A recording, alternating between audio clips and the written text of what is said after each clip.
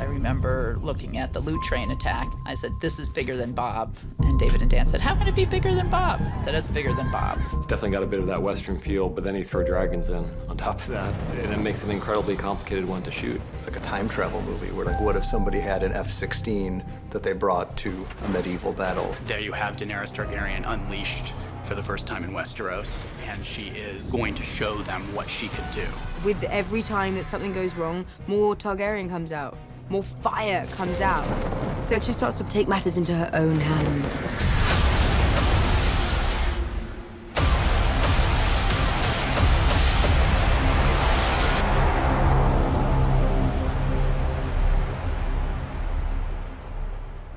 When you have a big battle sequence, especially one where you have multiple points of view, you have to figure out how you balance those and what is the sort of chief point of view that you want to lean on. And I chose to focus on Jaime, that it was about being on the other side of a dragon attack, trying to hold together his troops in the middle of watching the world change forever. It's just complete annihilation. And like he sees the horror of so many men just burned to ashes. There's nothing you can do, which is scary. She keeps losing battles and being weakened without ever striking back. And there's only so much of that Dany can take. There's only so much of that anyone would be able to take. We're now left with our heroes, and our heroes are on opposite ends of this chessboard. Tyrion has the most complex set of emotions about this battle of anyone, because he's got the woman he serves on one end, and he's got his brother who he loves on the other end. That is a real struggle for him. Every piece of his being is wishing he can intercede, but he can't. And I'm seeing firsthand my family lose. She's the aggressor, and Jaime and Bronn, through their POV, we see that it ain't pretty conquering. And the hope is that the audience doesn't know who to root for in that sequence. Something like the loot train involves a lot of different departments, all working at sort of the very extremes of their abilities, I think. This was a difficult challenge because there are so many different looks and phases of the battle that come into play.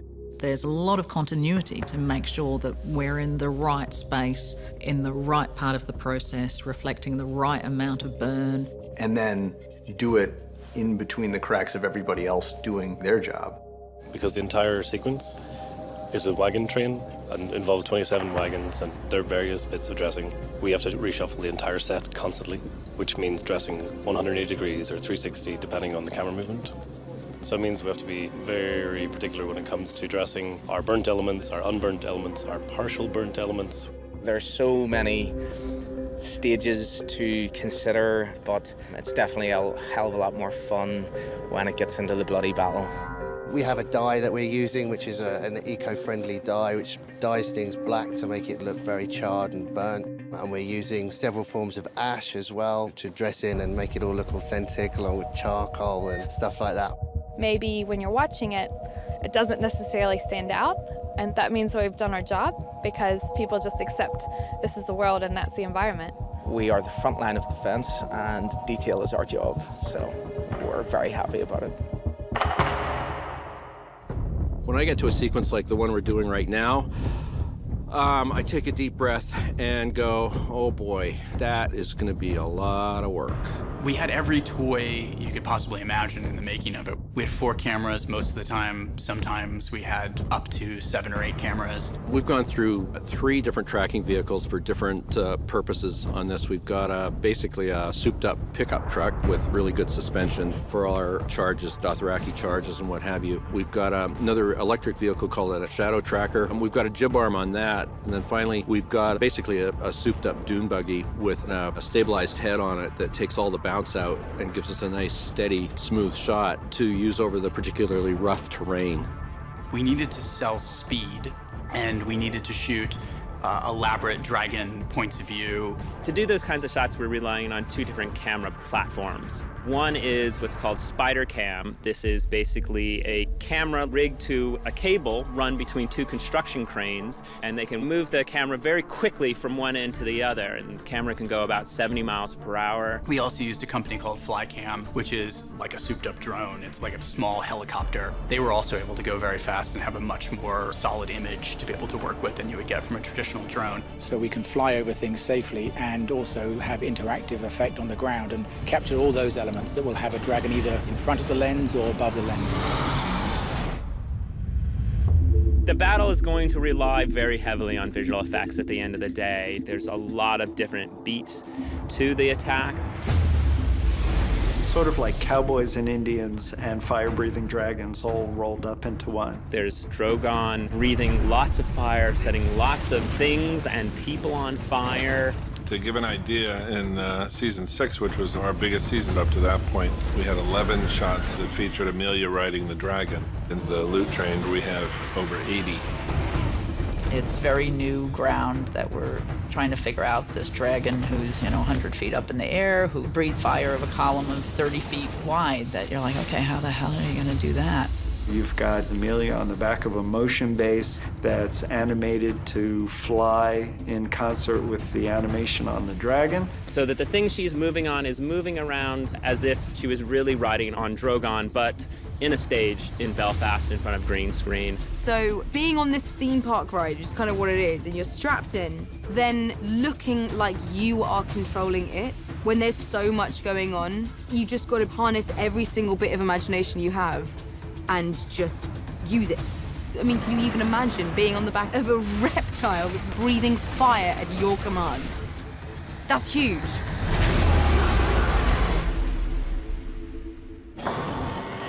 One of the most complicated shots was this strafe run where the camera's over the back of Dany as she is blasting the shit out of this line of Lannisters and loot train carriages. We had to have Spider Cam fly a camera in real time and in perfect sync with 100 feet of ground explosions that are huge. Sam is our effects guru, and he's kind of a madman in the best possible way. And, one of his responsibilities is setting things on fire, which he's really good at. The strafe run was 150 feet long, and it had 15 rows of charges. We tested it in Madrid back in August. We only tested a short section of it, minus the cuts, because we were still making those. All the effect has to mimic as though the flame is coming from the sky. So we'll always size up the flame later in post, and we'll shoot elements of flame against black. But Sam here has to make it feel that the impact of the flame is pushing along, so it has a travel to it. I mean, we've been blowing things up on many days, but working out the timing of that was quite a process. In the end, we went with a fuel mix and explosives to give almost like a machine gun sort of strafe, but closer together. And as each one exploded, it would then engulf the next and the next and the next, so you almost get a seamless line of flame just growing through. Because it was only one take, there was a lot that could go wrong. There was a lot of materials used and a lot of pyro used as well. So it's the excitement of when that button is pressed.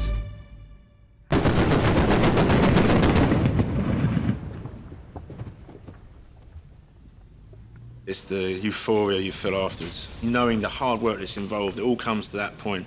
That's the prize, that's the excitement, that's the reason.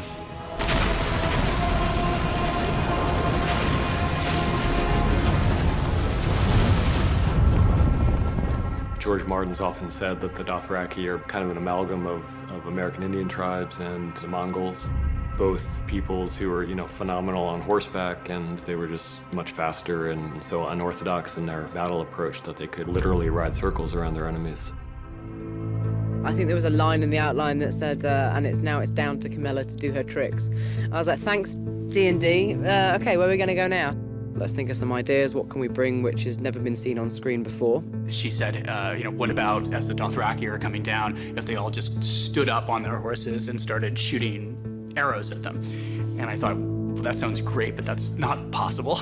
She said, no, it is. We build these special stirrups and we can do it. So I sent a team out here with the horses, and they started rehearsing the action and shooting a previs, which was then sent back to Northern Ireland, and then we could start putting that in front of people. You've got almost a metal shoe that you put your foot into, and then you have one foot on the side of the horse and the other foot on the top of the saddle. So we have these guys standing up, and, you know, we're endeavouring to try and, you know, create something that somebody hasn't seen before. And it's extraordinary. It's like a wave rising up from a still ocean, and all these guys perfectly coordinated rising up, and I love it. And it shows us that the Dothraki are horse masters, because we really haven't had that opportunity before. You know, so much of these battle scenes now has become visual effects that I hope people realize that much of this is actually being done. It's really, you know, stuntmen standing up on horses with bow and arrow, shooting arrows, and that's an impressive thing to see. There is something about a guy on a horse, standing on a horse, charging. There's something pretty impressive where you go, oh, that, you don't just do that. And we were kind of thinking to do something Mad Maxy. You know, when they come in, it's crazy. They're coming in different shapes. You don't know where they're coming from, and they're just these absolute madmen on horses, and that's what we tried to recreate on screen for the loot train sequence.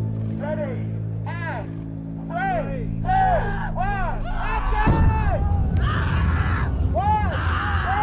This battle was the most fire-intensive one we've had. We burned more stuntmen than has ever been burned in a single shot and in a single sequence. The dragons have grown. You know, they're the size of a 747 now. So you'd think then that the amount of people they burn in one go would increase. We have potentially the most burns, full burns ever done on TV history, which is burning 20 men in one shot, which we have coming up. And there was a few raised eyebrows when I suggested 20. And it wasn't just because it's a record, although it is. It was because we just needed to see the scope of what was happening. So that was quite a challenge. The difficulty with 20 people is just that you ramp up the safety aspect of it, because there's more people in harm's way, there's more that can go wrong. That was quite nerve-wracking for many reasons. Obviously, when you have that amount of people collected and they're all on fire, you get a lot of heat gathering in the centre. So I was really concerned about the guys in the middle. And I wanted to make sure that we get the guys on the outsides as far away from the guys on the inside as quickly as possible. We're using Tamar poppers. This basically like a camping cylinder. And we put it inside a metal cage so that the shrapnel won't hurt anybody. And we basically put a pyro charge on that, which explodes the gas popper, creates a 15-feet fireball. And we put one of those with each performer. It just means that when you light them, they really light. During this whole process where you're on fire, you do have to hold your breath, and that's the key point, is to keep your heart rate down so you can hold your breath throughout the whole scene. Riley's big on making it as calm as possible, you know. If someone's on fire, you know, it's quite a high adrenaline thing going on, and saving your breath is very important, so you've got to be calm.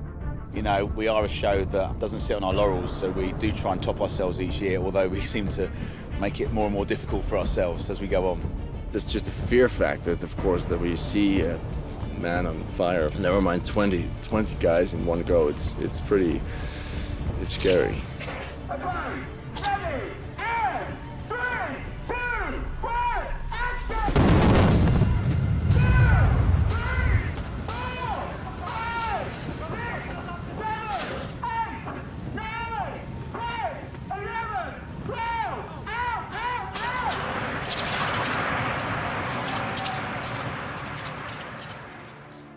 You know, when we start making these huge battles, it's so hard to imagine that we're ever going to finish because there's so many moving pieces, but it's ultimately just, you know, one shot at a time and figuring it out from there. The cameras and the actors and stunts, and it was very much an all hands on deck sequence as much as we've ever had, and everybody did an excellent job of fitting all the puzzle pieces together.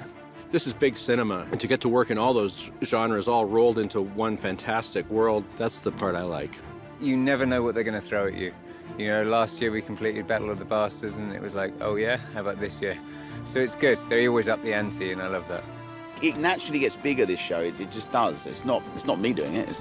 They write it. It's a unique challenge in that you'll never really be able to do that kind of thing again. And, you know, the next time I get to work on some other show, it'll be so boring. You know, where's the cable cam? Where's the, 5 cameras and the 20 burning guys?